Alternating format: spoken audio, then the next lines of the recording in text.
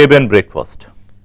Maoist భావజాలాన్ని వ్యాప్తి చేసేలా, సాయుధ తిరుగుబాటు ప్రోత్సహించేలా తన యూట్యూబ్ ఛానల్లోనూ అలాగే బహిరంగ వేదికల్లో పాల్గొన్న సభల్లోనూ యువతను రెచ్చగొట్టేలా ప్రసంగాలు చేసినందుకు అనే కంప్లైంట్ మీద యూట్యూబర్ జోసెఫ్ రావణ్ అతన్ని ఉపా చట్టం కింద అరెస్ట్ చేశారు. ఉపా చట్టం అంటే అన్లాఫుల్ యాక్టివిటీస్ ప్రివెన్షన్ యాక్ట్ 1962. ఈ చట్టం కింద అతన్ని అరెస్ట్ చేశారు. ప్రస్తుతం నెల్లూరు జైలుకి జ్యుడిషియల్ రిమాండ్లో ఉన్నాడు అతను. అంతకుముందు 4 చోట్ల కేసులు నమోదయ్యాయి. 4 సార్లు కూడా అతనికి బెయిల్ వచ్చింది. ఇది 5వ కేసు. సరే, దీని మీద రకరకాల వ్యాఖ్యానాలు ఇవన్నీ నడుస్తున్నాయి. బట్ ఒక కీలకమైన ఆలోచించాల్సిన పాయింట్ ఏంటంటే, ఇప్పుడు తెలుగు రాష్ట్రాల్లో, సరే ఓన్లీ ఆంధ్రప్రదేశ్లో తీసుకుంటే చాలా యూట్యూబ్ ఛానల్స్ ఉన్నాయి. ఆంధ్రప్రదేశ్, హైదరాబాదో, వాటెవర్, మొత్తం తెలుగు మాట్లాడేవాళ్ళు మనకి ప్రపంచవ్యాప్తంగా 9 కోట్ల పైన ఉన్నారు. సో వీళ్ళందరికీ సర్వ్ చేయాలనే కదా ఎవరైనా యూట్యూబ్ ఛానల్ పెడితే. ఒక ఛానల్ అయినా యూట్యూబ్ ఛానల్ అయినా ఒక ఇన్ఫర్మేషన్ని ఆథెంటిక్గా తెలుగు ప్రజలకి అందించాలి అని. సో ఇవాళ యూట్యూబ్ ఛానల్ ఎవరన్నా పెట్టచ్చు. ఒక ఫోన్ ఉంటే ఒక యూట్యూబ్ ఛానల్ పెట్టచ్చు. అది పెద్ద బ్రహ్మాండమైన విషయం ఏం కాదు. అలా చాలామంది పెడుతున్నారు. సమాజానికి పనికొచ్చే, ప్రజలకు పనికొచ్చే చాలా పనులు చేస్తున్నారు.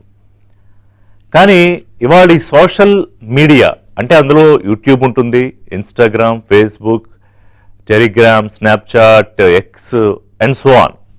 ఇవన్నీ ఏంటంటే సోషల్ మీడియా ద్వారా, ఫేస్బుక్ సోషల్ మీడియా ద్వారా ప్రజలకి తమ అభిప్రాయాలు చేరవేయడానికి ఒక వేదికలు, మాధ్యమాలు. కానీ ఇవాళ ఈ సోషల్ మీడియా సోషల్ మాఫియాగా మారిపోయింది. ఈ మాట నేనన్నది కాదు. సాక్షాత్తు ఆంధ్రప్రదేశ్ ముఖ్యమంత్రి మాట్లాడారంటే ఊరికి అల్లటప్పగా మాట్లాడరు కదా. ఆయనకు ఒక ఇంటెలిజెన్స్ సమాచారము ఇవన్నీ ఉంటాయి కదా. సో ముఖ్యమంత్రి అయిన తనను డిప్యూటీ సీఎం పవన్ కళ్యాణ్ను తిట్టించడానికి, అంటే దూషించడానికి, బూతులు తిట్టడానికి ప్రత్యేకంగా ఫండింగ్ చేయిస్తున్నారు. ఎవరు ఫండింగ్ చేస్తున్నారు? ఎవరికి అవసరం ఉంటుంది? అందరికీ తెలిసిన విషయమే. ఎప్పటి నుంచో చంద్రబాబు, పవన్ కళ్యాణ్ వీళ్ళిద్దరి కలయిక మీద వీళ్ళని ఎలా అయినా విడదీస్తే తప్ప రాజకీయంగా మనుగడ ఉండదు అనుకున్న పొలిటికల్ పార్టీ వైఎస్ఆర్సీపీ. ఆ పార్టీ అధినేత జగన్మోహన్ రెడ్డి. అండ్ ఇంతకుముందు అనేక సందర్భాల్లో మనం మాట్లాడుకున్నాం. నాట్ ఓన్లీ తెలుగు స్టేట్స్, దేశంలో కాదు విదేశాల్లో కూడా ఈ సోషల్ మీడియా బ్యాచెస్ వైసీపీ కోసం పనిచేస్తాయి. వాలంటీర్గా కాదు, వాలంటీర్గా పెట్టేవాళ్ళు అక్కడక్కడ పోస్టులు పెడతారు. It's an organised social media management systems. So ఇప్పుడు ప్రభుత్వం తప్పు చేసింది, ఎస్, కడిగి పారేయచ్చు పాలసీల్ని. లేకపోతే సూపర్ 6 అమలు చేయలేదు, బ్రహ్మాండంగా అడగొచ్చు. లేకపోతే ప్రభుత్వం ఏదన్నా పాలసీలో ఒక రాంగ్ ఇంటర్ప్రిటేషన్తో ముందుకెళ్తోంది, దాన్ని అడగొచ్చు. ప్రజాస్వామ్యం ఆ రైట్ ఇచ్చింది. కానీ రాజ్యాంగంలోని భావ ప్రకటన స్వేచ్ఛ అనే ఒక అంశాన్ని ప్రాతిపదికగా తీసుకుని ఏది పడితే అది మాట్లాడొచ్చు అనుకున్నప్పుడే సమస్య వస్తుంది. భావ ప్రకటన స్వేచ్ఛకు పరిమితులు ఉన్నాయి. చాలామందికి ఏది పడితే అది మాట్లాడొచ్చు అనుకుంటారు. భావ ప్రకటన స్వేచ్ఛలో కూడా పరిమితులు ఉంటాయి. కించపరిచేలా మాట్లాడకూడదు, అబ్యూజివ్ లాంగ్వేజ్ మాట్లాడకూడదు, ఒక మతాన్నో, ఒక కులాన్నో, ఒక వర్గాన్నో రెచ్చగొట్టేలాగా వ్యాఖ్యలు చేయకూడదు. కానీ మరి ఇప్పుడు ఇతను చేసినవన్నీ అవే కదా. అంటే ఒక యూట్యూబర్ మీద ఎందుకింత చర్చ, ఎందుకింత రచ్చ? ఇన్ని యూట్యూబ్ ఛానల్స్ ఉన్నాయి కదా, బట్ ఇతని మీదే ఎందుకు ఇంత రచ్చ జరుగుతోంది? పోలీసులకు వేరే పనేం లేదా? ప్రభుత్వాలకు వేరే పనులేం లేవా? అంటే ఒక్క వ్యక్తి ఒక సమాజంలో, సొసైటీలో అన్లాఫుల్ యాక్టివిటీస్కి లేదా అన్రెస్ట్ క్రియేట్ చేయడానికి చేసే ఒక ప్రయత్నం ద్వారా జరిగే నష్టాన్ని ముందే ప్రివెంట్ చేయడానికి ప్రభుత్వాలు పనిచేస్తాయి, పోలీసులు పనిచేస్తారు. That is the case. ఇందులో వైసీపీ ఏం చేస్తుందంటే కులాన్ని తీసుకొచ్చింది. ఇందులోనే తీసుకురాలా.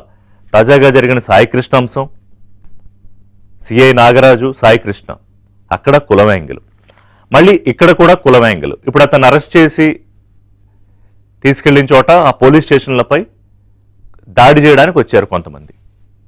వాళ్ళు కాపు కులానికి చెందినవారని, జోసెఫ్ రావణ్ సరే, అతను ఇవాళ కులం అనేది నేరానికి ఒక సేఫ్ గార్డ్ కాదు. అందరూ గుర్తుంచుకోవాలి ఏంటంటే, ఎవరైనా అన్లాఫుల్ యాక్ట్ చేస్తే, క్రిమినల్ యాక్ట్ చేస్తే, మన రాజ్యాంగంలో ఫలానా కులం వాళ్ళు చేస్తే దానికి ఇమ్యూనిటీ ఉంటుందని ఉండదు, నేరాలకు కులం ఉండదు. కానీ వైఎస్ఆర్సీపీ చేసే ప్రయత్నం ఏంటంటే, ప్రతి నేరానికి ప్రతి నేరస్తుడికి ఆ కులం తాలూకా షీల్డ్ తీసుకొచ్చి పెట్టాలని ప్రయత్నం చేస్తుంది. సో ఇవాళ కొత్త కాదు అది. పాస్టర్ చనిపోయిన దాంట్లో దాని విషయంలో తీసుకొచ్చారు, లేకపోతే ఎక్కడో ఇద్దరు కొట్టుకుని ఒకళ్ళు చనిపోతే దానికి కులం తీసుకొస్తారు. సాయికృష్ణ అంశంలో కులం ఉంటుంది, జోసెఫ్ రావణ్ అంశంలో కూడా కులం ఉంటుంది. అది వైసీపీ చేసే ప్రయత్నాన్ని అందరూ అర్థం చేసుకోగలరు. కానీ ఇక్కడ అందరు ప్రమాదకరమైన అంశం ఏంటంటే, ఈ కులం గురించి మాట్లాడడం, ప్రెస్ మీట్లు పెట్టాలి, ఇవన్నీ అర్థమైపోయాయి ప్రజలకి. కానీ రాష్ట్రంలో ఒక ముఖ్యమైన అంశం, అందరూ ఆలోచించాల్సిన అంశం ఏంటంటే, సోషల్ మీడియా అడ్డు పెట్టుకుని ఎవరి ఫండింగో తీసుకుని మీదైన అభిప్రాయం కాకుండా సొసైటీకి నష్టం కలిగించేలాగా, యువతను పక్కదారి పట్టించి పెడదో పట్టించేలా చేస్తే మాత్రం చిక్కుల్లో పడక తప్పదు. చిక్కుల్లో పడక తప్పదు. ఎందుకంటే ఒకసారి, 2 సార్లు, 3 సార్లు మీరు డిప్యూటీ సీఎంని, పవన్ కళ్యాణ్ని తిట్టండి, చెప్పులతో కొడతాము, నాకు ఏదోదో మాట్లాడే, నేను ఆ పదాలు కూడా మాట్లాడను. సో ఎంతవరకు మీకు లీగల్ ప్రొటెక్షన్ ఉంటుంది? ఒక దశ వరకు ఉంటుంది. కానీ మీరు ఇంకా రెచ్చగొట్టి law and order issue create చేయాలని చూస్తే, ఇప్పుడు జడశ్రవణ్ ఆయన ఆడియో బయటపడింది కదా, జడశ్రవణ్ ఆడియో బయటపడింది. అంతకుముందు ప్రకాష్ రాజు తర్వాత ఇతను జోసెఫ్ రావణ్ మాట్లాడుకున్నారు అన్నదేదో అది కూడా బయటకు వచ్చింది. అంటే ఒక సపోర్ట్ సిస్టమ్ దేనికి? నేను మళ్ళీ చెప్తున్నా, ఐఎమ్ రీఇటరేటింగ్ ఇట్. ప్రభుత్వం చేస్తున్న పొరపాట్లు ఏమన్నా ఉంటే వాటిని హైలైట్ చేయడానికి, మ్యాగ్నిఫై చేయడానికి ఒక సపోర్ట్ సిస్టమ్ ఎంతైనా తీసుకోండి, కావాలంటే దానికి కూడా ఫండింగ్ తీసుకోండి. కానీ ప్రభుత్వాన్ని బదనాం చేయడానికి, అన్రెస్ట్ క్రియేట్ చేయడానికి, డివిజన్ చేయడానికి, వీటికి మాత్రం మీరు ఫండింగ్ తీసుకుంటున్నారు అనేది ముఖ్యమంత్రి సాక్షాత్తు చెప్పారు. మరి ఆయన చెప్పిన తర్వాత ఇంకా దానికి సమాచారం లేకుండా ఆయన ఏం ఏది పడితే అది మాట్లాడరు కదా ముఖ్యమంత్రి. సో ఈ ధోరణి కరెక్టేనా? Social media, due regards to all social media influencers, నేను మళ్ళీ చెప్తున్నా, ఇది మొత్తం సోషల్ మాఫియా అంటే అందరికీ కాదు, సోషల్ మీడియా అడ్డు పెట్టుకుని ఎవరైతే ఈ రకమైన చర్యలకు పాల్పడుతున్నారో వాళ్ళ గురించి మాత్రమే అని చెప్పేది. సో ఇంకా చాలా అంశాలు ఉన్నాయి, బ్రేక్ తీసుకుందాం. బ్రేక్ తర్వాత ఇది ఇంత ఇష్యూ ఎందుకు అవ్వాల్సి వచ్చింది, ఇలాంటి వాళ్ళు ఇంకా ఎంతమంది ఉన్నారు, పైగా ఫస్ట్ అరెస్ట్ ఏం జరిగిందో గుర్తుందా? తెలుగుదేశం పార్టీ సోషల్ మీడియా కార్యకర్త భారతీరెడ్డి మీద మాట్లాడిన దాని మీదే ఫస్ట్ అరెస్ట్ జరిగింది నాకు గుర్తున్నంత వరకు, సోషల్ మీడియా అరెస్టులు. ఇవాళ జగన్మోహన్ రెడ్డి గారు అరాచక పాలనని, విధ్వంసకర పాలనని ఇవన్నీ చెప్తున్నారు, వచనాలు ప్రవచనాలు చెప్తున్నారు. కానీ ప్రజలది షార్ట్ మెమరీ కాదు కదా. 5 ఏళ్ల పాటు ఏం జరిగింది అనేది ప్రజలు మర్చిపోయారా? సోషల్ మీడియాలో ప్రభుత్వాన్ని ప్రశ్నిస్తే కేసులు పెడతారా, అరెస్టులు చేస్తారా, చిత్రహింసలకు గురి చేస్తారా, నాన్ బెయిల్ కేసులు అంటూ వాపోతున్నారు జగన్మోహన్ రెడ్డి గారు. నేను ఇందాక అందుకే చెప్పా, సార్ 5 ఏళ్ల పాటు మీరు చేసిన దానికి అసలు మాట్లాడడానికి అవకాశం, అర్హత ఉందా లేదో చెక్ చేసుకోండి. ఇప్పుడు జంగిల్ రాజు, పోలీసు రాజ్యం, ఆయన ఏదో పదాలన్నీ మాట్లాడుతున్నారు. ఇవాళ వాళ్ళ పత్రికల్లో కూడా అదే ప్రధానమైన హెడ్లైన్స్ అనుకోండి. సో అంతర్గతంగా నడిపించే ఎజెండా ఏంటి, పైకి మీరు మాట్లాడుతున్నది ఏంటి, కొంచెం జాగ్రత్తగా తరిచి చూస్తే, అబ్జర్వ్ చేస్తే ఎవరికైనా అర్థమైపోతుంది. సో ఇవాళ మార్నింగ్ బ్రేక్ఫాస్ట్ షోలో నాతో పాటు బండారు వంశీ గారు, తెలుగుదేశం పార్టీ అధికార ప్రతినిధి, ఆ party social media wing monitor చేసే నాయకులు, అడిసిమిల్లి శ్రీనివాసరావు గారు, సీనియర్ పొలిటికల్ అనలిస్ట్, ఆంధ్రప్రదేశ్ కమ్మ కార్పొరేషన్ డైరెక్టర్, ముప్పాడు సుబ్బారావు గారు, సీనియర్ అడ్వకేట్, అనలిస్ట్. నమస్కారం అండి ముగ్గురికి. నమస్తే సార్. సార్ సుబ్బారావు గారు, ముందు నాకు కొన్ని లీగల్గా కొన్ని డౌట్స్ ఉన్నాయి. I want to clarify before getting in to political. ఇప్పుడు ఒక రెండు రకాల చర్చ జరుగుతోంది సోషల్ మీడియాలో. నేను కొంత రాత్రి చూస్తే నిన్న, ఒకటి ఏంటంటే ఇంత అన్యాయంగా అరెస్ట్ చేస్తారా, యూఏపీఏ చట్టం పెడతారా, కొంతమంది పొరపాటు పడుతుంది ఏంటంటే ఒక జర్నలిస్ట్ పై పడతారా అంటున్నారు. But as of my knowledge is not a journalist, ఆయన ఒక యూట్యూబరు, ఎవరన్నా యూట్యూబ్ పెట్టుకోవచ్చు. ఇప్పుడు ఆ యూట్యూబర్ అనే జోసెఫ్ రావణ్ మీద ఇది బచ్చల్లపల్లి రావణ్ అలియా జోసెఫ్ అలియాస్ రావణ్ అనేది ఉంది. సో ఈ యూఏపీఏ చట్టం పెట్టడం వెనకాల కారణం ఏంటి? అంతకుముందు 4 సార్లు బెయిల్ వచ్చింది కదా, ఈసారి బెయిల్ రాకుండా ఉండడానికి ఆ చట్టం పెట్టారా, లేకపోతే అతను మావోయిస్ట్ భావజాలమో లేకపోతే సాయుధ తిరుగుబాటు ప్రోత్సహించిన ఎవిడెన్సెస్ పక్కాగా ఉండడం ద్వారా అది సమాజానికి చేటు చేస్తుందని ఈ యాక్ట్ పెట్టారా? ఇక్కడ ఒకటండి, నేను నిన్న మధ్యాహ్నం చూసినప్పుడు కూడా మీకు వచ్చిన సందేహమే నాకు వచ్చింది. ఓకే, కామన్ గా ఆయన ఏలూరులో దళిత క్రైస్తవుల యొక్క సభ పెట్టిన దాంట్లో ప్రసంగించిన దాని గురించి ఇలా వస్తుందా అని చెప్పేసి డౌట్ వచ్చింది. ఓకే, కానీ ఇక్కడ పెట్టినటువంటి కేసు ఏలూరులో జరిగినటువంటి దళిత క్రైస్తవుల సభలో సంభాషించినటువంటి వ్యాఖ్యానాల మీద కాదు అనేది స్పష్టంగా మనకు కనపడతా ఉంది. అది ఒకటే కాదు, ఎందుకంటే గతంలో ఈయన ఎన్నయ్య లేకపోతే నక్సలైట్ ఉద్యమాలు జరిగినప్పుడు అలాంటి సందర్భాల్లో యువతను రెచ్చగొడుతూ యూట్యూబ్ ఛానల్లో రిలే చేశాడు. తన యూట్యూబ్ ఛానల్లో యువతను రెచ్చగొట్టే విధంగా ప్రసంగించారని చెప్పేసి సీసీ ఫుటేజీలను తీసుకొచ్చేసి దాన్ని దీంట్లో ప్రస్తావించి పెట్టినట్టుగా అర్థమవుతోంది. ఓకే, డెఫినెట్ గా అదే కనుక జరిగి ఆధారం కనుక పోలీసు దగ్గర ఉంటే డెఫినెట్ గా ఊపా కేసు పెడతారు. అలానే రాష్ట్రాన్ని కోల్చాలనో రాజ్యాన్ని కోల్చాలనో లేదంటే దేశం మీద విధ్వంసం సార్వభౌమాధికత్వం మీద విధ్వంసం కలిగించాలన్న ప్రయత్నం చేస్తే 152 పెడతారు. కాబట్టి ఇక్కడ నేను మొదట్లో తప్పు పెట్టారేమో అనుకున్నా కానీ తర్వాత రిమాండ్ రిపోర్టు ఇవన్నీ కూడా కొంత పరిశీలించిన తర్వాత ఎస్ దీంట్లో ఆధారాలు సేకరించిన తర్వాత మాత్రమే పోలీసు వాళ్ళు ఊపా చట్టాన్ని పెట్టారు.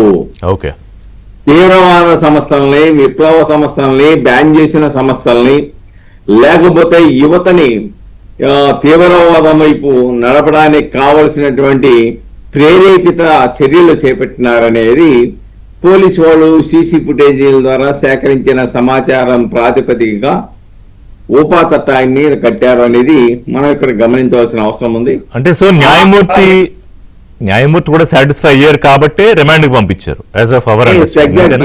లేకపోతే అదే ఏలూరులో జరిగినటువంటి దళిత క్రైస్తవ సభలో మాట్లాడిందే అయితే పిఠాపురమో లేకుంటే కాకినాడ లేదా మచిలీపట్నం కోర్టుల్లో పెట్టిన విధంగా ఈ 7 years బిలో పనిష్మెంట్ ఉండే నేరాలు కాబట్టి మేము సెల్ఫ్ బాండ్ మీద వదిలేస్తున్నామని వదిలేసేవాళ్ళు.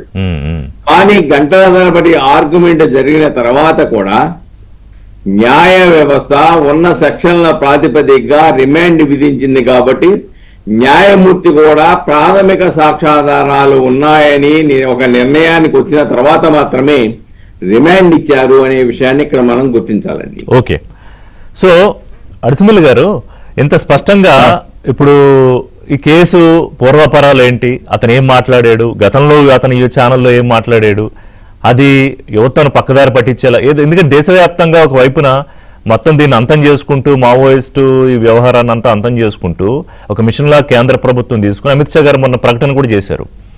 సో ఆ టైంలో ఈయనేమో మీరు ఇంకా ఆయుధాలు పట్టుకోండి, మీరేమో మళ్ళీ అడవులకు వెళ్ళండి, మీరు వ్యవస్థల మీద తిరగబడండి, ఎస్టాబ్లిష్మెంట్స్ మీద దాడులు చేయండి అనే రకంగా మాట్లాడితే పెడతారు కదా కేసులు. మరి దాన్ని ఎందుకు ఇవాళ అతనికి అనుకూలంగా మాట్లాడే ఉంటే ఉండొచ్చు. ఎప్పుడూ 2 వర్గాలు ఉంటాయి, అది మనం ఎవరిని కాదనలేం ప్రజాస్వామ్యంలో. కానీ వైసీపీ దీనికి కులం యాంగిల్ తీసుకొచ్చి ఇతనున్న చోట కాపులేళ్ళు దాడి చేద్దాం అనుకున్నారు. ఏంటి అసలు ఈ మొత్తం మీ అబ్జర్వేషన్ ఏంటి, ఈ వ్యవహారంలో ఏం జరుగుతోంది మొదటి నుంచి ఇప్పటి వరకు అతను రిమాండ్లోకి వెళ్లే వరకు? అందరికీ నమస్కారం. ఋషి గారు, మీకు, సుబ్బారావు గారికి, తమ్ముడు వంశీ, ఏబిఎన్ వీక్షకులందరికీ కూడా నమస్కారం అండి. నమస్కారం. ఇక్కడ ఏమవుతుందంటే ఇటీవల కాలంలో నేను ఏదైనా అనొచ్చు, నన్ను ఎవరో ఏమనకూడదు, మేమంటే ఒకటి, మేము ఏమైనా చేస్తాం, మీరు మాత్రం చేయకూడదు అనేటువంటి భావన బాగా ప్రస్ఫుటంగా కనిపిస్తుంది. ఎందుకంటే ఇవాళ చాలా మంది రాష్ట్రంలో ఇప్పుడు జరుగుతున్న పరిణామం రావణ్ అనే అతన్ని అరెస్టు బెయిలు ఈ వ్యవహారం మీద మాట్లాడుతున్న వాళ్ళందరూ కూడా 2 నాలుకల ధోరణి కాదు 100 నాలుకల ధోరణితో మాట్లాడతాం. ఉమ్, ఎందుకంటే ఇక్కడ ప్రశ్నకి లేకపోతే విమర్శకి దూషణకి వ్యత్యాసాన్ని గమనించుకోలేకపోతారు. కరెక్ట్. ఇక్కడ న్యాయస్థానాలైనా ఎవరైనా సరే ఎవరి నోటుకొచ్చినట్టు వాళ్ళు అసభ్య పదజాలంతో దూషిస్తా, వ్యక్తిగత విమర్శలు చేస్తా, వ్యక్తిత్వ హననం చేస్తున్న వాళ్ళకి వాళ్ళ శిక్షణ లేకపోతే ఎలాగండి? ఈ బరిదిగింపుకి అడ్డుకట్ట ఎప్పుడు పడద్దండి? ఎవరైనా కానీ, నేనైనా మీరైనా ఎవరైనా కానీ ఒక భయం, ఒక కట్టడి అనేటువంటి లేకపోతే అసలు ఇక రోడ్డు మీద తిట్టుకోవడానికి ఇంత దిగజారిపోవాలంటే ఒక స్థాయిలో ఉన్న వ్యక్తులు కూడా ప్రజల్లో ఇన్ఫ్లుయెన్స్ చేయగలిగిన ప్రభావవంతంగా మాట్లాడగలిగి ప్రభావం చూపించే అంశాల్లో కూడా చాలా మంది జర్నలిస్టులు అవనివ్వండి, సోషల్ మీడియా యాక్టివిస్టులు అవనివ్వండి, రాజకీయ నాయకులు అవనివ్వండి, నటులు అవనివ్వండి, ఎవరైనా కానీ ఎంత బరిదెగించి వ్యవహరిస్తే వాళ్ళకి అసలు మామూలుగా 7 సంవత్సరాలు 3 సంవత్సరాల శిక్షలను చూడకూడదంటే అత్యంత కఠినంగా ఇప్పుడు పశ్చిమ బెంగాల్లో చేశారు కదా ఒక చట్టం, 1 సంవత్సరం వరకు రిమాండ్, విచారణ లేకుండా రిమాండ్ చేసిన తర్వాత విచారణ చేయాలన్నారు కదా, అప్పుడే నోటికి తాళాలు పడతాయండి. సద్విమర్శ, సంస్కారవంతమైన భాష వినపడుతుంది. అప్పటి వరకు కూడా ఒకసారి మన స్క్రీన్ మీద కనపడుతున్నాం కదా, లేకపోతే మీడియా ఫోకస్ ఉంది కదా అని ఎవరి నోటుకొచ్చినట్టు పేలుతుంటే ఆ మాటలు పడ్డవాడు మానసికంగా కృంగిపోతా అవమాన భారంతో తల ఉంచుకోవాలండి. ఇక్కడ నేను ఈ ప్రశ్న రావణ అనే అంశం గురించి మాట్లాడదలుచుకోలేదు. నేను ఒక దాదాపు 10-15 ఏళ్లుగా మన తెలుగు రాష్ట్రాల్లో లేకపోతే మన దేశంలో ఈ రకమైన విశృంఖలమైన భాష, అసభ్యకరమైన భాష ఏంటండి ఇది? వీళ్ళందరూ నీతులు ఎలా చెప్తారండి వీళ్ళంతా? ఇక్కడ ప్రకాష్ రాజ్ని తీసుకోండి, అతను ఒక ప్రభావవంతమైన నటుడు, పాపులర్ యాక్టర్. అతను తన వృత్తి సినిమాలైతే ప్రవృత్తి విషం కక్కడం కింద భావించాలి మనం. లేకపోతే ఇవాళ ప్రస్తుతం గురించి రకరకాల వ్యాఖ్యానాలు చేస్తున్నారు. దీనికి ఇన్ని అరెస్టులు అవసరమా, ఇన్ని స్టేషన్లు తిప్పడం అవసరమా? ఇన్ని స్టేషన్లు తిప్పకపోతే ఏం చేస్తారండి? రామాయాన్ని కూల్ డ్రింక్ ఇచ్చి పంపేస్తుంటే ఏం చేయాలండి? ప్రభుత్వం కట్టడి చేయకపోతే ఏమంటారండి? మనమేమంటాం? అసలు ఎవరేం మాట్లాడుతున్నారు? వాళ్ళు స్పృహలో ఉండి మాట్లాడుతున్నారు. ఎవరినన్నా అచ్చోసిన ఆంబోతుల్లో వదిలేయాలండి రోడ్డు మీద ఎవరినన్నా? ఇది ఆవేదంతో చెప్తా ఉన్నాను నేను. ఎవరి నోటుకు వచ్చినట్టు వాళ్ళు మాట్లాడతా అవతల ఉన్న స్థాయి, ఒక రాష్ట్ర ముఖ్యమంత్రి లేకపోతే డిప్యూటీ సీఎం, ఒక మంత్రి, ఒక మహిళా మంత్రిని, ఒక మాజీ మంత్రి నువ్వు మేకప్ వేసుకుంటావు లేకపోతే అది ఇదని అసభ్య పదజాలంతో వ్యక్తిగతంగా విమర్శ చేస్తే దానికి ఈ వాటి వరకు అతను బయట ఎందుకు ఉండాలండి? సరే, ఆ మాటకు వస్తే నేను ఇంకోటి అడుగుతా. వల్లభనేని వంశీ ఎందుకు బయట ఉన్నాడు, కొడాలి నాని ఎందుకు బయట ఉన్నాడు? మరి వాళ్ళు మాట్లాడిన దానికి ఎంత అన్యాయంగా మాట్లాడారు. ముఖ్యమంత్రిని, ముఖ్యమంత్రి భార్యని, ముఖ్యమంత్రి కొడుకు విషయంలోనూ మరి పొలిటీషియన్స్ కి న్యాయం వర్తించట్లేదా? ఇదేనండి ఈ విషయంలో ఇలాగా వాళ్ళకి ఇంత చట్టం నుంచి ఇన్ని విసులుబాట్లు ఉంటే, చట్టంలో ముసుగులు తీసుకున్న వాళ్ళు బయటపడుతుంటే, అసలు కేసులు నమోదు అవ్వకపోతుంటే కొంతమంది మీద ఎలా కట్టడవుతుంది? దీన్ని ఎలా అర్జెంట్ గా దీన్ని కట్టడి చేయాలి. దీనికి ఒక గైడ్ లైన్స్ పెట్టాలా? లేదంటే ఎవరి నోటుకు అవతల వాళ్ళు ఒక రకంగా అన్రెస్ట్ కదండి ఇది. ఒక తీవ్రవాదో ఉగ్రవాదో తమ దాడుల వల్ల రక్తపాతం వల్ల చేసే గాయం కంటే కూడా ఇది పెద్ద గాయం అండి. ఈ వూండ్, ఈ గాయం మానండి. ఇది మానసిక గాయం మానడానికి చాలా సమయం పడుతుంది. ఇంకొక ప్రమాదం ఉంది ఇక్కడ అర్స్మిల్ గారు. దీని నుంచి ఈ హైప్ చూసి ఫ్యాన్సీ అనుకుని ఇంకొకటి తయారవుతున్నాడు. ఇప్పుడు ప్రశ్న రావణ్ ఎప్పుడు వచ్చాడు? అంతకుముందు ఎవరో ఇన్ఫ్లుయెన్స్ తర్వాత ఇప్పుడు ఇతని నుంచి ఇంకోటి ఇన్ఫ్లుయెన్స్. ఇప్పుడు ఏం జరుగుతుంది, వారం రోజులుగా మీడియాలో హైపు, మనం ఈ రోజు మాట్లాడుకుంటున్నాం. మనకి ఇవాళ ఎన్ని విషయాలు ఉన్నాయి? 3 రోజులుగా కుప్పం పర్యటనలో ముఖ్యమంత్రి చేసిన కార్యక్రమాలు, లేకపోతే దేశ రాజకీయాలు, ఇవన్నీ ఉండగా కూడా మన ఇదే సరిగ్గా ఈ ప్రమాదం కూడా పొంచి ఉంది. గారండి, ఒక ముఖ్యమంత్రి 76 సంవత్సరాల వయసు ఉన్న వ్యక్తి 3 జిల్లాలో పర్యటనలో 30 అభివృద్ధి కార్యక్రమాలకు శంకుస్థాపనలండి. అనేక విషయాల్లో ప్రజల్ని ఎడ్యుకేట్ చేయడానికైనా ఒక స్కూల్ టీచర్ లాగా మీరు 10 నిమిషాలు ఒక అరగంట నిలబడి మాట్లాడండి చూద్దాం ఎవరన్నా. ఇప్పుడున్న మన ప్యానెల్లో ఉన్న వాళ్ళు ఎవరన్నా సరే రాష్ట్ర శ్రేయస్సు కోసం అభివృద్ధి కోసం నిత్యం తాపరపడుతుంటే సిగ్గులేదండి వీళ్ళకి. ఇది బతికేనా? ఒకడు వస్తాడు, అన్యాయం జరిగిపోయింది, ప్రజలు గమనిస్తున్నారు అంటాడు ఒకడు. ప్రజలు ఖచ్చితంగా గమనిస్తున్నారు. ప్రజలు కూడా ముద్దుబారిపోయిన మెదళ్ళు, ఎందుకంటే ఇలా చూసి చూసి విని విని నిరాశ నిస్పృహలో వీళ్ళకి అదుపు లేదా, వీళ్ళు అడ్డుకోలేరా, అసలు ఏం మాట్లాడుతున్నారండి? మనమే అడిగాం కదా, ప్రభుత్వాలు ఏం చేయట్లేదా, మంచి ప్రభుత్వాలా అని మనం 2 ఏళ్ళు అన్నాం కదా. అసలు ఇప్పుడు ప్రభుత్వం చేస్తేనేమో లబోదిబో చేసేస్తున్నారంటారు, చేయకపోతేనేమో చేతకాని ప్రభుత్వం అంటారు. ఏంటండి ఇది? వంశీ గారు, సార్ మళ్ళీ వస్తా మీ దగ్గరికి. వంశీ గారు, ఇప్పుడు కొంతమంది ఏమంటున్నారంటే భావ ప్రకటన స్వేచ్ఛ అంటే మీ భావన చెప్తేనేనా, అంటే ప్రభుత్వం ఏమనుకుంటే అది మాట్లాడితే వాళ్ళు ఓకేనా, ప్రభుత్వాన్ని ప్రశ్నిస్తే వాళ్ళనేమో రకరకాల చట్టాలు పెట్టి జైల్లో పెడతారా అని ఏం చెప్తారు? సార్ గుడ్ మార్నింగ్ రిషి గారు, మీకు, శ్రీనివాసరావు గారికి, సుబ్బారావు గారికి, ఏబిఎన్ వీక్షకులందరికీ నమస్కారం. నేను ఒక 2-3 సందర్భాల్లో చెప్పాను సార్, మళ్ళీ ఇంకొకసారి ఎగ్జాంపుల్ చెప్తాను సార్. ఏదైనా తెలియని ప్రదేశానికి వెళ్ళారనుకోండి సార్, మనకు అక్కడ అర్జెంట్ గా కాలకృత్యాలు తీసుకోవాల్సినటువంటి అవసరం వచ్చింది. ఓకే, అక్కడ మనకు సమయానికి నీళ్లు కనపడలా. మరి నీళ్లు కనపడినప్పుడు అక్కడ స్థానికులను అడిగి, బాబు ఇక్కడ నీళ్లు ఎక్కడ ఉంటాయని అంటారా? ఇరిగేషన్ మంత్రి వచ్చి సమాధానం చెప్పాలి దీనికి. మోక్షగుండం విశ్వేశ్వరయ్య గారు వచ్చి సమాధానం చెప్పాలి. కాటన్ దొర గారు వచ్చి సమాధానం చెప్పాలని అడుగుతారా రిషి గారు? Simple sir. అక్కడ ఉన్నటువంటి స్థానికులను అడుగుతారా, లేదంటే ఈ 3 అడుగుతారా? సో అలాగే మీకు రామాయణంలో కొన్ని డౌట్లు ఉన్నాయి అనుకోండి సార్, మీకంటే ఎక్కువ రామాయణం చదివిన వాళ్ళని అడుగుతారా, లేదంటే వాల్మీకి గారు వచ్చేసి సమాధానం చెప్పాలని అంటారా రిషి గారు? సో ఇది ప్రశ్నించడానికి పొగరబోత్తనానికి ఉన్నంత తేడా ఉంది సార్ ఈ సో కాల్డ్ బచ్చలకూరి జోసెఫ్ అనేటటువంటి వ్యక్తి చేస్తున్నటువంటి ప్రశ్నల్లో. ఓకే, మీకు ప్రశ్నించాలి అని ఉంటే విధానపరంగా ప్రశ్నించండి, ఎప్పటికైనా సమాధానం చెప్తాం. ఖచ్చితంగా ప్రభుత్వాన్ని విధానపరంగా ఎవరు ప్రశ్నించినా గానీ సమాధానం చెప్తాం. ఈ రోజు ఎవరైనా ప్రభుత్వంలో అవినీతి జరుగుతా ఉంది, లేదంటే వేరే ప్రభుత్వం చాలా మందకోటిగా ఉంది, ఇట్లాంటి వ్యాఖ్యలు చేసిన వారిని ఎవరిని కూడా అరెస్ట్ చేయలేదే.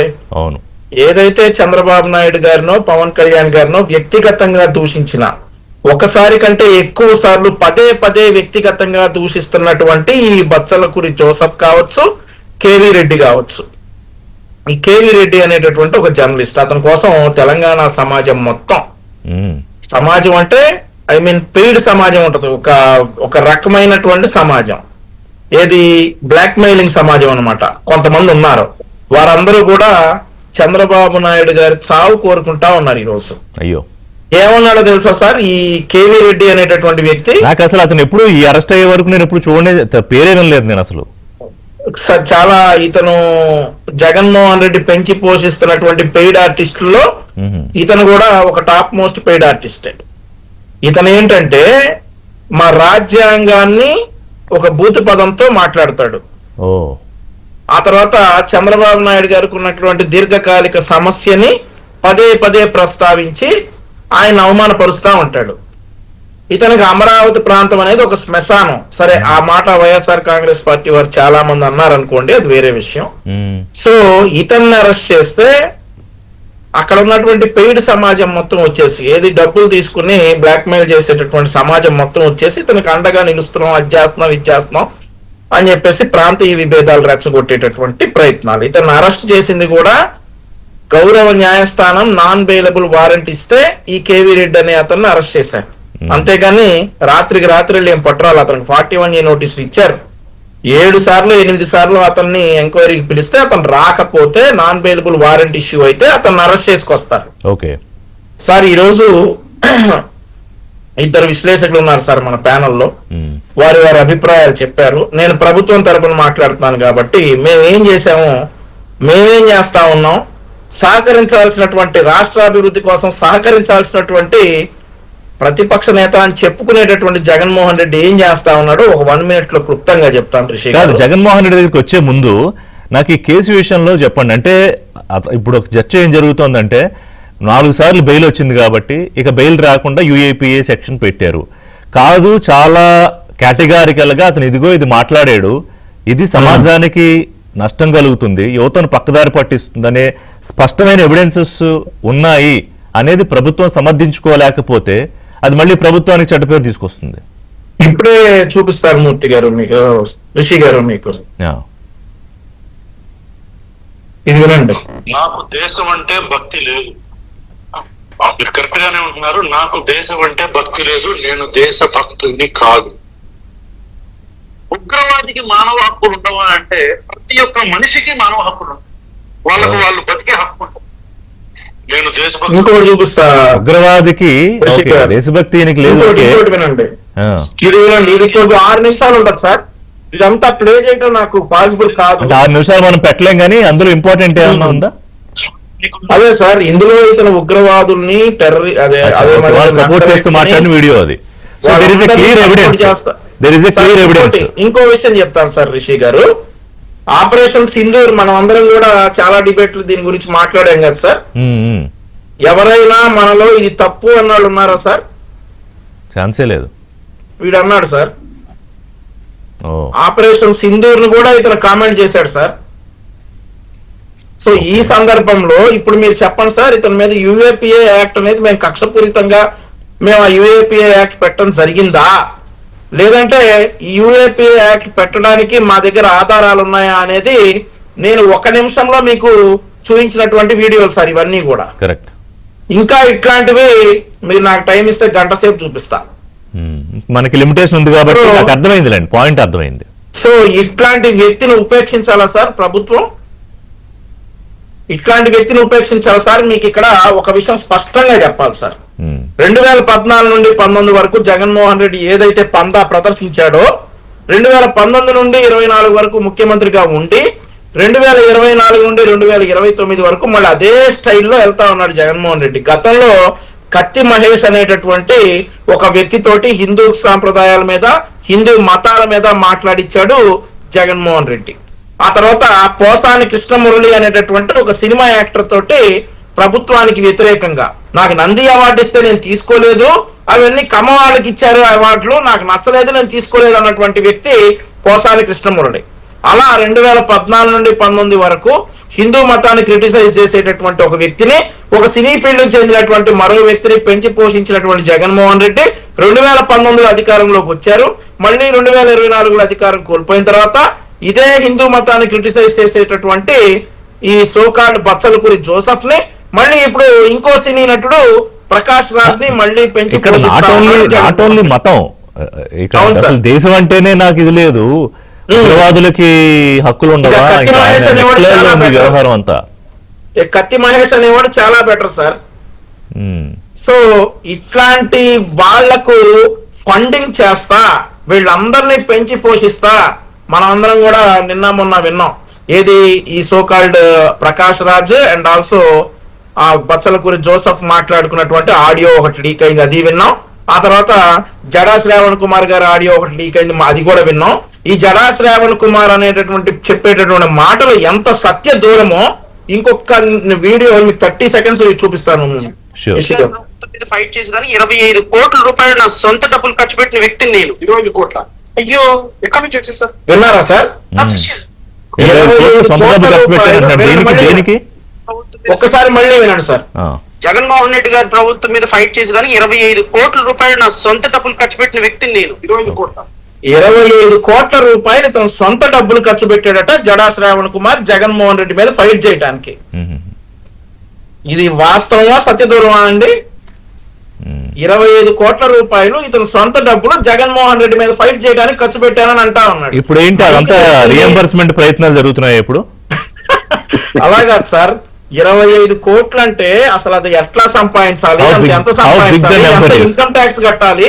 అవును, మరి తీయమనండి, అతను ఇన్కమ్ ట్యాక్స్ డ్రాఫ్ట్స్ మొత్తం బయటకు తీయమనండి, తెలుస్తుంది కదా నిజంగా 25 కోట్లు అంటే. నేను ఎందుకు చూపిస్తా ఉన్నానంటే, ఇట్లాంటి సత్యదూరమైనటువంటి మాటలు మాట్లాడేటటువంటి జడా శ్రావణ్ కుమార్, ఆ తర్వాత రావణ్ అని చెప్పుకునేటటువంటి బచ్చలకూరి జోసఫ్, ఆ తర్వాత ప్రకాష్ రాజ్, వీళ్ళ ముగ్గురిని జగన్మోహన్ రెడ్డి హైర్ చేసుకుని ఈ రోజు 20,600 కిలోమీటర్ల పాత రోడ్లు రిపేర్ చేసిన ప్రభుత్వం మీద, దేశంలోనే 25% పెట్టుబడులు రాష్ట్రానికి తీసుకొచ్చినటువంటి ప్రభుత్వం మీద, 175 నియోజకవర్గాల్లో ఎంఎస్ఎంఈ పార్కులు ఏర్పాటు చేసి పోరాడుతున్నటువంటి ప్రభుత్వం మీద, అదే మాదిరిగా 16,500 ఉద్యోగాలు ఇచ్చిన టీచర్ ఉద్యోగాలు ఇచ్చినటువంటి ప్రభుత్వం మీద, 5,600 పైగా కానిస్టేబుల్స్ ఉద్యోగాలు భర్తీ చేసి వాళ్ళకు ఉన్నటువంటి 4,000 పెన్షన్ ని 12,500 రూపాయలు పెంచినటువంటి ప్రభుత్వం మీద విషం జిమ్ముతారా సార్? ఈ రోజు మీరు చూసుకుంటే ఆంధ్రప్రదేశ్ రాష్ట్రానికి వచ్చినటువంటి ప్రాజెక్ట్ గూగుల్, ముందుగా దాని వల్ల పొల్యూషన్, ఇది అసలు మన రాష్ట్రంలో ఉండటానికి వీల్లేదన్నారు. ప్రజలు చీకొట్టిన తర్వాత అది జగన్మోహన్ రెడ్డి తీసుకొచ్చాడని అన్నారు సార్. ఆ తర్వాత రాయలసీమకు వచ్చినటువంటి రాయల్ ఎన్ఫీల్డ్ కావచ్చు, డిఫెన్స్ కావచ్చు, ఏదైనా ప్రాజెక్టు తీసుకొస్తే ముందు దాని మీద విషం జిమ్మటం, ఆ తర్వాత ప్రజలు చీకొట్టిన తర్వాత అది మేమే తీసుకొచ్చామంటాం. ఇన్ని చేస్తున్నటువంటి జగన్మోహన్ రెడ్డి ఆంధ్రప్రదేశ్ రాష్ట్రం అభివృద్ధి చెందితే అతను అధోగతి పాలవుతాడు కాబట్టి అభివృద్ధి చెందకూడదు అని మావిగన్ అనేటటువంటి ఒక పిచ్చి నిర్ణయాన్ని తీసుకొచ్చి ఈ రోజు రాష్ట్ర ప్రభుత్వం మీద ఈ రావణ్ తోటి, ఈ శ్రావణ్ తోటి, ప్రకాష్ రాజ్ తోటి విషం జిమ్మిస్తా ఉంటే రాష్ట్ర ప్రజలు ఏమైనా పిచ్చోళ్ళ సార్ వీళ్ళ మాటలన్నీ నమ్మడానికి? అదే మాట్లాడదాం, ఎందుకంటే ఇప్పుడు ఆయన రాష్ట్రం గురించి ఆవేదన చెందుతున్నాడు జగన్మోహన్ గారు. ఇప్పుడు అతని మీద కేసు, తర్వాత న్యాయమూర్తి దానికి సాటిస్ఫై అయ్యారు, రిమాండ్కి పంపించారు, తర్వాత అదంతా లీగల్ గా జరుగుతుంది ప్రొసీజర్ అంతా.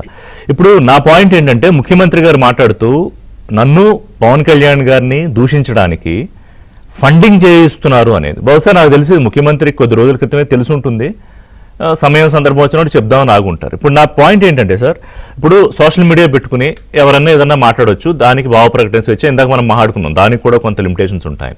బట్ ఉద్దేశపూర్వకంగా ఒకళ్ళని కించపరచడానికో, వ్యక్తిత్వ హననం చేయడానికి, అసాసినేషన్ చేయడానికో, లేకపోతే ఇంకో దానికో అన్రెస్ట్ క్రియేట్ చేయడానికో ఒకళ్ళు ఫండింగ్ చేస్తే కనుక వాళ్ళ మీద కూడా కేసులు పెట్టొచ్చా? వాళ్ళ మీద కూడా చట్టపరమైన చర్యలు తీసుకునే అవకాశం ఉందా?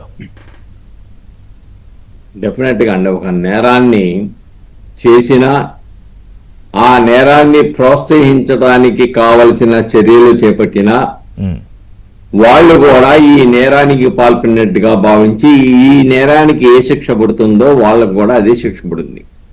ఓకే, కాబట్టి ఏదైతే నిన్న చంద్రబాబు నాయుడు గారు ఈ సోషల్ మీడియాకి ఫైనాన్స్ ఫండింగ్ ఇస్తూ ఇటువంటి చట్ట వ్యతిరేక చర్యలు చేయమని ప్రోత్సహిస్తున్నారని నిరూపణ అయితే మట్టుకి డెఫినెట్ గా ఆ ఫైనాన్స్ చేసిన వాళ్ళు, ఫైనాన్స్ చేయడానికి ప్రోత్సహించిన వాళ్ళు మొత్తం కూడా ఈ కేసులో ముద్దాయిగా నిర్ధారించడం జరుగుతుందనే విషయాన్ని ఇక్కడ మనం గమనించాలని.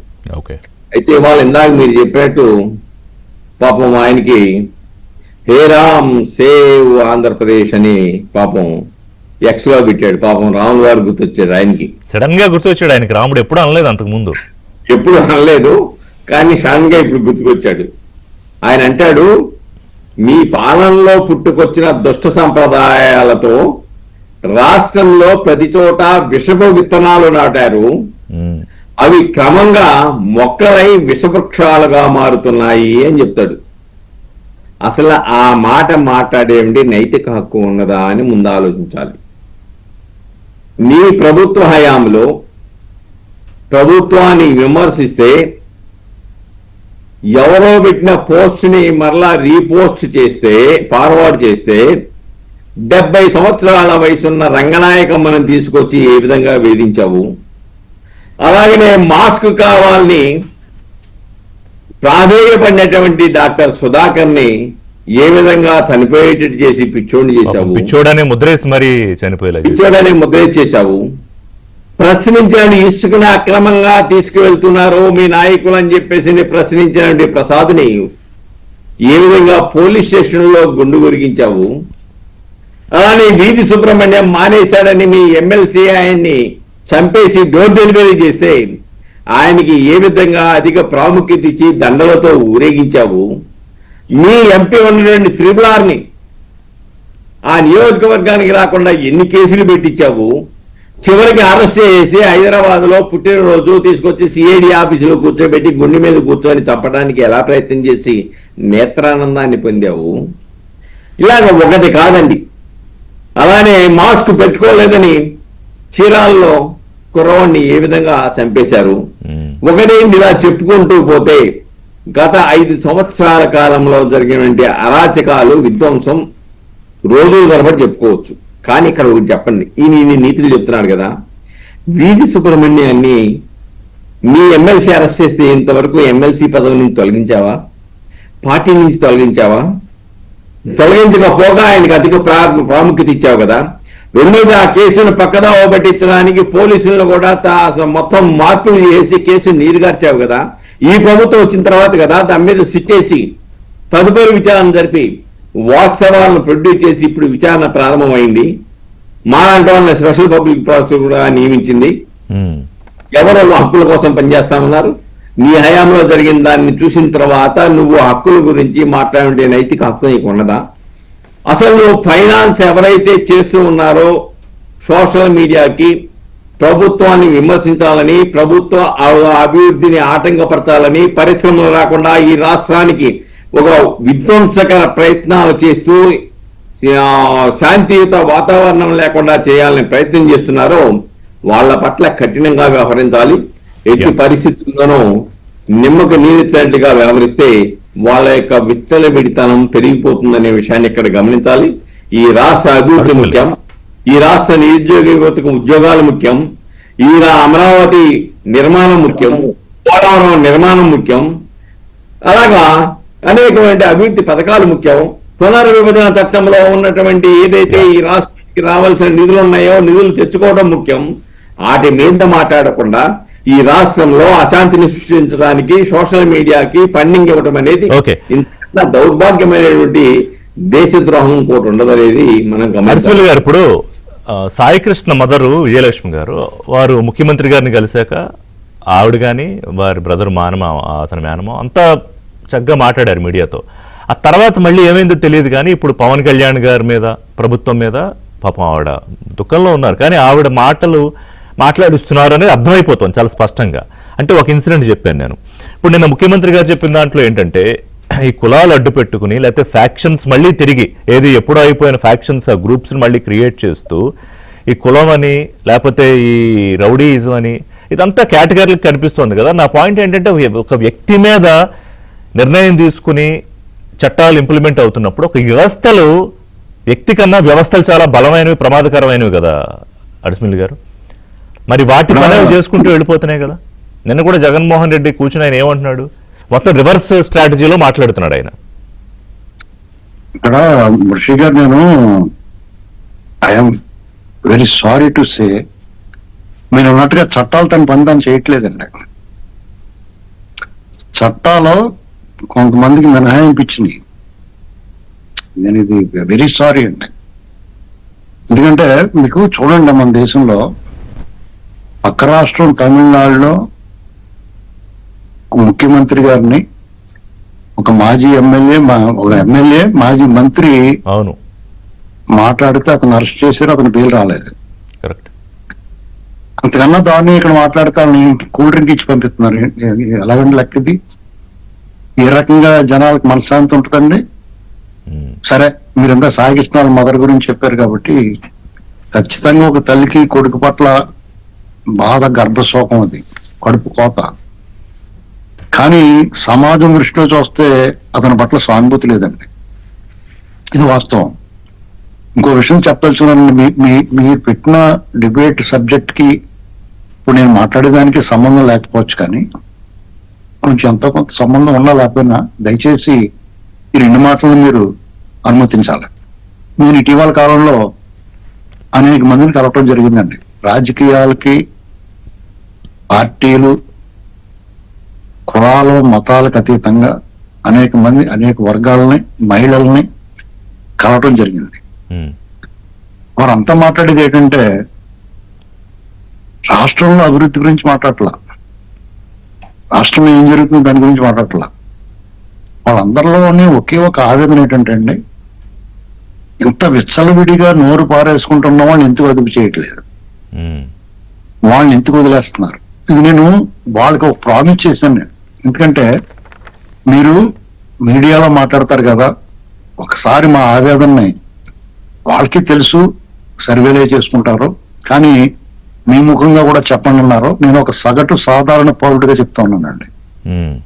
రోజా దగ్గర నుంచి మొదలెడితే అత్యంత కంపరం కలిగించే స్వరం కలిగిన కొడాలి నాని వరకు నిన్న మొన్న కూడా మాట్లాడడం, వీళ్ళందరినీ మీరు ఎందుకు ఇడిచి పెడుతున్నారు, దీనికి సమాధానం కావాలని అడుగుతున్నారు.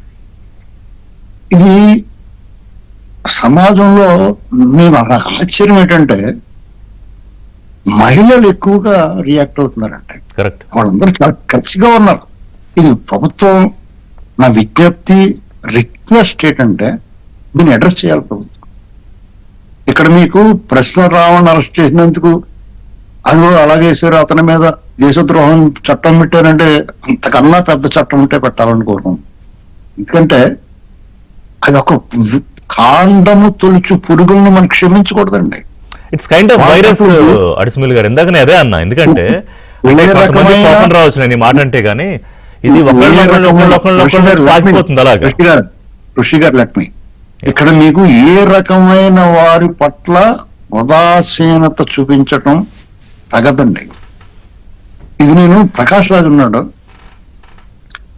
ఈ ప్రభుత్వం అర్జెంట్ గా నా విజ్ఞప్తి, రిక్వెస్ట్, డిమాండ్ కూడా అతను రావణ్తో జరిపిన సంభాషణలు అతను ప్రోత్సహించడం. ఎందుకంటే మీరు అతను వ్యక్తిగతంగా దూషించడం, ద్వేషించడం, అసభ్య పదజాలంతో మాట్లాడటం, పురాణ ఇతిహాసాలని అవమానకరంగా వ్యాఖ్యానించడం ఒక ఎత్తు అయితే, మన దేశం సర్వ స్వతంత్ర సర్వసత్తాక ప్రజాస్వామ్య భారతదేశంలో రాజ్యం,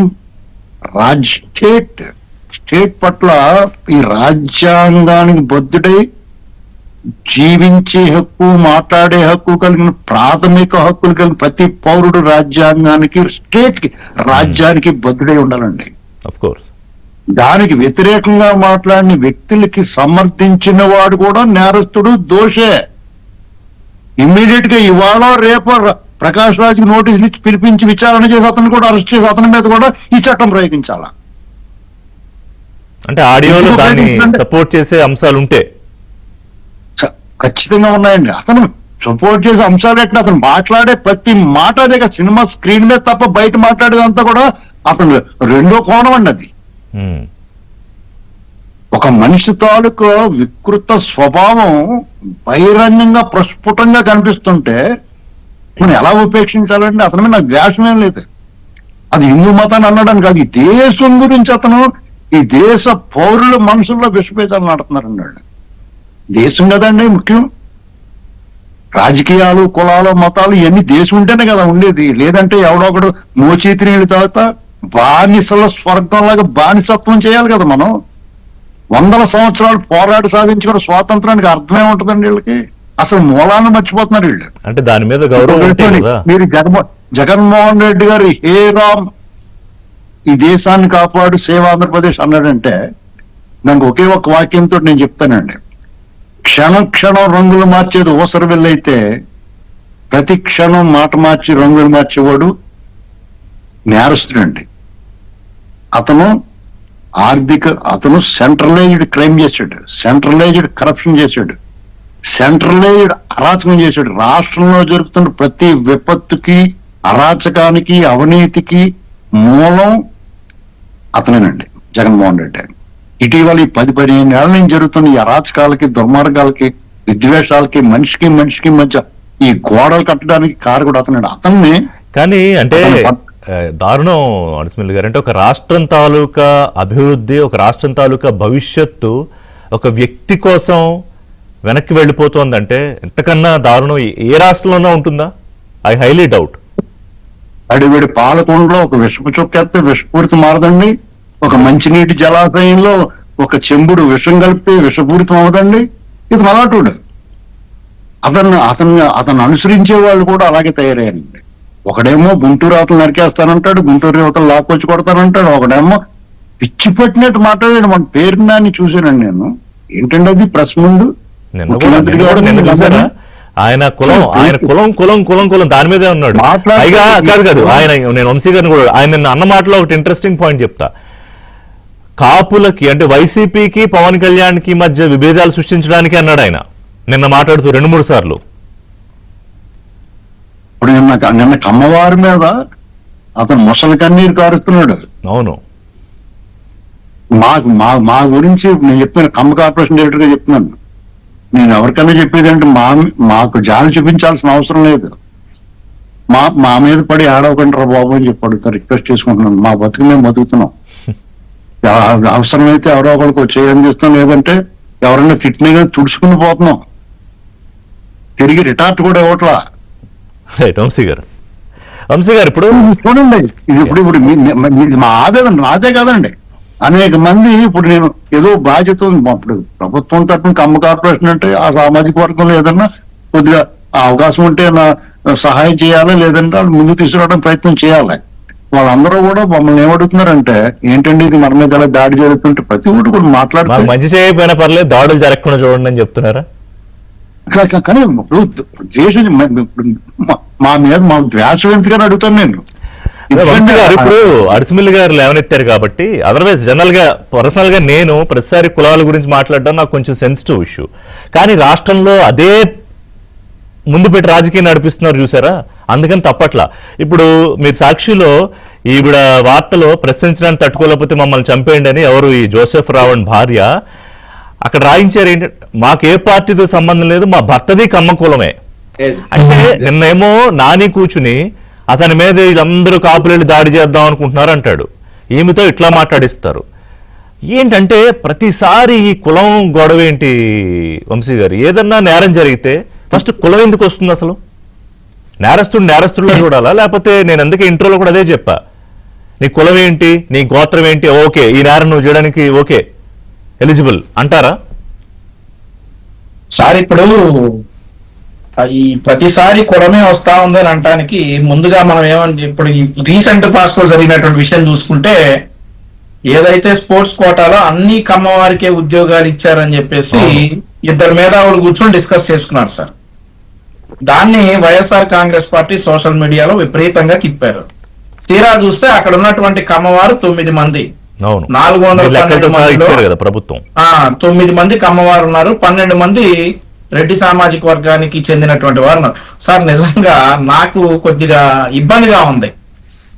ఈ రోజుల్లో కూడా స్టిల్ 2026లో కూడా ఇంకా ఈ కులం గురించి మాట్లాడుకోవడానికి ఇంకా ఇబ్బందిగా ఉంది సార్. ఆ రోజు ఏ టైంలో తెలుసా, ఇలాన్ మస్క్ అనే ఒక వ్యక్తి స్పేస్ లో, ఇప్పుడు మనం వైజాగ్ లో ఏ డేటా సెంటర్ కడుతున్నాం కదా, గూగుల్ ది హబ్, అది స్పేస్ లో పెట్టే ఆలోచనలో ఉన్న టైంలో మనం ఇదిగో ఇక్కడ కొట్టుకుంటున్నాం, ఇంకా కులాల దగ్గర ఆగిపోయాము.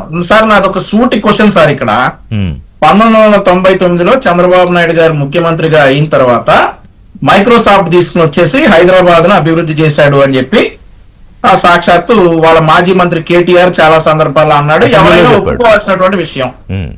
అయితే అక్కడ హైటెక్ సిటీ అనేటటువంటి ప్రాంతంలో అభివృద్ధి చేస్తా ఉంటే ఇక్కడ బల్లులు గుడ్లు పెట్టవు, ఏదో చెయ్యో, ఇక్కడ చంద్రబాబు నాయుడు గారి డబ్బంతా ఇక్కడ వృధా చేస్తా ఉన్నాడు కాంగ్రెస్ పెద్దలు అన్నారు. ఆ రోజు అన్నటువంటి పెద్దలు ఈ రోజు అక్కడ ఎకరం 265 కోట్ల రూపాయలు. ఇవి కేవలం కమ్మవారికి చెందినవేనా సార్? కేవలం కమ్మవారికి చెందిన పొలాలైనా స్థలాలైనా ఇవన్నీ కూడా ఇప్పుడు హైటెక్ సిటీ ప్రాంతంలో 265 కోట్ల రూపాయలకు అమ్ముడుపోతున్నటువంటి స్థలాలు కేవలం కమ్మవారివేనా? కేవలం కమ్మవారి పిల్లలే ఈ మైక్రోసాఫ్ట్ లో లేదంటే విప్రోలోనో చంద్రబాబు నాయుడు గారు తెచ్చిన కంపెనీల్లో పనిచేస్తా ఉన్నారా సార్? అదే కులం మీద పడి అమరావతి అంటే దానికి కులం, ఇంకోటి వాళ్ళకు ఉన్నటువంటి ఆయుధం అది. ఆంధ్రప్రదేశ్ రాష్ట్ర ప్రజలు కులం అనే సెంటిమెంట్ కు పడిపోతారు అనుకునేటటువంటి భ్రమలో ఇంకా ఉన్నారు. ఇందాక శ్రీనివాసరావు గారు చెప్తా ఉన్నారు, మాకు మీ ఏదంటే ఆయన ముసలి కన్నీరు గార్చాడు కదా, వైసీపీ పెద్దలందరూ కూడా మాకు అవసరం లేదు, మా జోలికి రావద్దు, మమ్మల్ని దయచేసి ఇలా బతకనివ్వండి అని చెప్పేసి సగటు కమ్మవాడు ప్రతి ఒక్కడు అనుకుంటున్నటువంటి వేళ సో ఇప్పుడు నాకు ఇంకో పాయింట్ చెప్పండి, టైం ఎక్కువ లేదు వంశీ గారు. ఇప్పుడు నిన్న ఈయనేమన్నాడు జగన్మోహన్ రెడ్డి, హే రామ్ సేవ్ ఆంధ్ర అని. బట్ ఆయన మర్చిపోయింది ఏంటంటే already Andhra Pradesh saved and in safe hands 2024. ఇప్పుడు ఆయన ఆంధ్రప్రదేశ్ రాష్ట్రానికి సేవ్ చేసేసాడు. ఆయన ఆంధ్రప్రదేశ్ రాష్ట్రాన్ని సేవ్ చేసి ఈ రోజు సేవ్ అంటా ఉన్నాడు. హే రామ ఆ హైరామ్ వెనకాల కుట్రే ఉందో చూసుకోండి. అదే సార్, ఇప్పుడు రామతీర్థంలో రాముడు తల నరికింది జనాలు మర్చిపోయారు అనుకుంటున్నాడా, లేదంటే అంతర్వేదిలో రథం దగ్ధం చేసింది జనాలు మర్చిపోయాడు అనుకుంటున్నాడా, కనకదుర్గమ్మ వారి వెండి సింహాలు మాయం చేసింది అనుకుంటా ఉన్నాడా, వినాయకుడి విగ్రహానికి అశుద్ధం పూసింది మర్చిపోయింది అనుకుంటున్నాడా, లేదంటే ఆంజనేయ స్వామి చెయ్యర కొట్టింది మర్చిపోయాడా? అన్నిటికంటే ఎక్కువ తిరుమల తిరుపతి దేవస్థానం మనం ఎంత తక్కువ మాట్లాడుకుంటే అంత మంచిది. ఈయన వచ్చేసి ఈ రోజు హే రామ్, అది కూడా సార్ రిషి గారు మీరు చూస్తే హే రామ్ సేవ్ ఆంధ్రప్రదేశ్ చూసి చదవటం, అది కూడా కిందకి చూసిన స్క్రిప్ట్ చదవటం.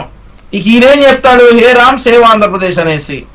సార్ ఇన్ని చేసిన తర్వాత ఇందాక శ్రీనివాసరావు గారు చాలా చెప్పారు, సుబ్బారావు గారు చాలా చెప్పారు ఎగ్జాంపుల్స్. వాళ్ళ బాబాయిని చంపిన దగ్గర నుండి లాస్ట్ కి బీసీ బిడ్డ అమర్నాథ్ గౌడ్ని చంపిన దగ్గర నుండి ఏమేమైనా చేసామా? ఇవన్నీ మేము సొంత పార్టీని ఎంపీని ఏమైనా కొట్టామా? మేము ప్రజావేదిక ఏమైనా కూడగొట్టామా? మా బాబాయిని ఏమైనా చంపామా? అమర్నాథ్ గౌడ్ని ఏమైనా చంపేసామా? నేను బిఫోర్ కన్క్లూడ్ నేను 30 seconds తీసుకుంటా.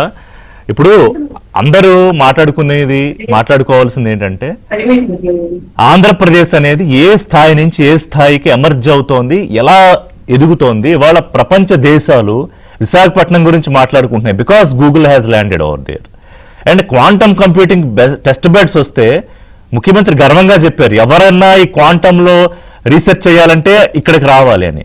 అలాంటి పరిస్థితిలో ఉన్న ఆంధ్రప్రదేశ్ మీద కుట్ర జరుగుతోంది. అది కులం పేరుతోనో మతం పేరుతోనో వర్గం పేరుతోనో వైషమ్యాలు సృష్టిస్తున్నారు అధికారం అనే దాన్ని దక్కించుకోవడానికి.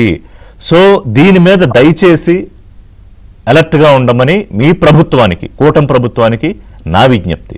ఎందుకంటే మీ రాజకీయం గురించి కాదు, మీ పార్టీ గెలుస్తుందా లేదా I don't mind, I don't bother. Andhra Pradesh ప్రజలు మళ్ళీ తిరిగి ఒక ఘోషలోకి వెళ్ళిపోకూడదు. ఒక విషయం సార్, తెలుగుదేశం పార్టీ అధికారం కోల్పోయిన ప్రతిసారి ఆంధ్రప్రదేశ్ రాష్ట్రం నష్టపోయింది. అవన్నీ ఎగ్జాంపుల్స్ వద్దు సార్. ఈ రోజు లోకేష్ గారు ఎక్కడ ఉన్నారో ఒకసారి చూసుకుంటే కొరియాలో ఉన్నారు సార్, దక్షిణ కొరియాలో. ఆయన దక్షిణ కొరియాలో లోకేష్ గారు మళ్ళీ మనం ఒకసారి మాట్లాడదాం. కొరియా నుంచి ఆయన మాట్లాడింది నేనంతా కూడా స్పీచ్ చూశాను, నేను మళ్ళీ ఇంకోసారి మాట్లాడదాం. థ్యాంక్ యూ వంశీ గారు, అడుసుమిల్ గారు, సుబ్బారావు గారు. ఇవాళ బ్రేక్ఫాస్ట్ అప్డేట్స్ కోసం కీప్ వాచింగ్ ఏబిఎన్.